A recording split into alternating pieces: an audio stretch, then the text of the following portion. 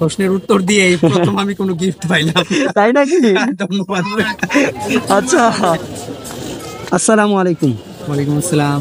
ভালো আছেন ভাই? আলহামদুলিল্লাহ ভাইয়া। ভাই ভালো আছেন? নদের চাঁদ নিশ্চিত। শরীফ ভাই, আপনার তো আলহামদুলিল্লাহ এই কিশোরগঞ্জে অনেক পরিচিত মানুষ আছে। এটা আপনাদের দোয়া ভাইয়া। তো হচ্ছে আপনার সাথে একটু ইসলামিক বিষয়ে কথা বলতে চাই। আপনি কি প্রস্তুত আছেন? ইনশাল্লাহ। আচ্ছা, আপনিও মুসলিম আমিও মুসলিম, আপনিও নামাজ পড়েন আমিও নামাজ পড়ি। তো হচ্ছে নামাজের মধ্যে এমন এক সূরা আছে যেই সূরা না পড়লে নামাজ নষ্ট হয়ে যায়, নামাজ হয় না। সেটা কোন সূরা? এটা তো সূরা ফাতিহা। সূরা ফাতিহা ছাড়া তো নামাজ হবে না। হ্যাঁ হ্যাঁ, মাশাআল্লাহ, জাযাকাল্লাহ। তো আপনি পারছেন, প্রথম প্রশ্ন পারছেন।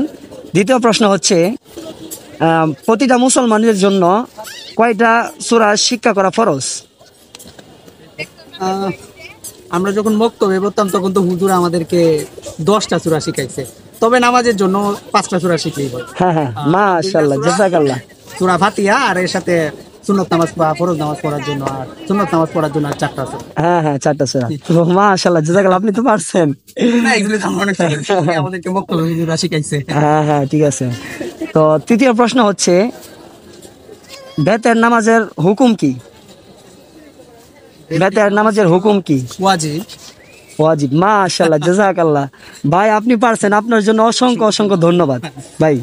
তো হচ্ছে আপনি পারছেন এবং আমাদের সাথে সময় দিচ্ছেন, আপনার জন্য শুভকামনা রইল। আর আপনি যেহেতু ইসলামিক প্রশ্ন পারছেন, উত্তীর্ণ হয়েছেন, আপনার জন্য আমাদের পক্ষ থেকে এবং আমাদের পেজের পক্ষ থেকে আপনার জন্য একটি ছোট্ট একটি গিফট আছে। ধন্যবাদ। হচ্ছে আপনার জন্য গিফট। প্রশ্নের উত্তর দিয়ে প্রথম আমি কোনো গিফট পাইলাম। তাই নাকি? ধন্যবাদ।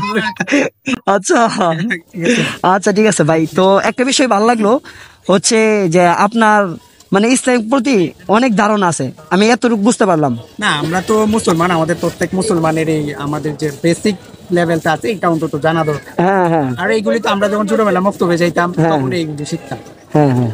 তো হচ্ছে আমি এমন ভাবে অনেকের সাথে কথাবার্তা বলি, অনেকে পারে না, তো কষ্ট লাগে আমাদের এটা কাছে। আসলে আমাদের সবার জেনে রাখা দরকার। যারা পারে না তাদের আসলে উচিত, এখনো একটু সুযোগ আছে। হ্যাঁ হ্যাঁ, এখনো এমন সুযোগ করা আছে। শিকার যে আমি বড় হয়ে গেছি, শিখতে পারবো না। হ্যাঁ, হ্যাঁ। এইগুলি তো হচ্ছে বেসিক ধারণা ইসলাম সম্পর্কে। হ্যাঁ হ্যাঁ, আমাদের ইসলাম সম্পর্কে যদি আমাদের এই বেসিক ধারণাটা না থাকে, না থাকে তাহলে কেমন মুসলমান আমরা? তো আচ্ছা, যাই হোক, ভালো লাগলো আপনার সাথে কথা বললে, আপনি পারছেন, শুকরিয়া, আমাদের সাথে সময় দিচ্ছেন, আপনাকে অসংখ্য ধন্যবাদ, আপনার জন্য শুভকামনা রইল। তো আসি, আসসালামু আলাইকুম। আসসালাম।